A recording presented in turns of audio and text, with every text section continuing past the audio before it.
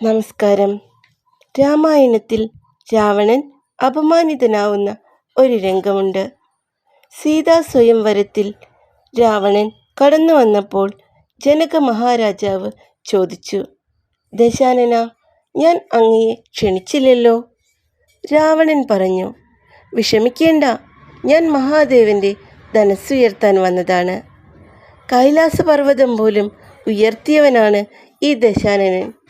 ഞാൻ ഈ ധനുസ് ഒരു വിരൽ കൊണ്ടുയർത്തും.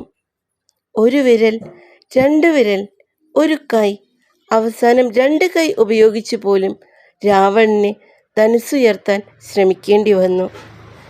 രണ്ട് കൈ ഉപയോഗിച്ചപ്പോൾ ധനുസ്സൊന്ന് ഉയർന്നെങ്കിലും ശിവഭഗവാൻ തൻ്റെ കാൽ നിലത്തൊന്ന് ചവിട്ടി.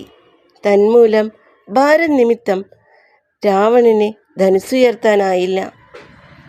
അപമാനിതനായ രാവണൻ ശിവന്റെ സമീപം എത്തുകയും എന്തിനാണ് ഇങ്ങനെ ചെയ്തത് എന്നാരായുകയും ചെയ്യുന്നു. ശിവഭഗവാൻ ഇപ്രകാരം പറഞ്ഞു, രാവണ, ഈ ധനുസ്സുയർത്താൻ ആത്മാവിൻ്റെ ശുദ്ധി അത്യാവശ്യമാണ്. ആത്മാവ് ശുദ്ധമായവർക്ക് മാത്രമേ ഈ ധനുസ്സുയർത്താൻ സാധിക്കുകയുള്ളൂ. നന്ദി.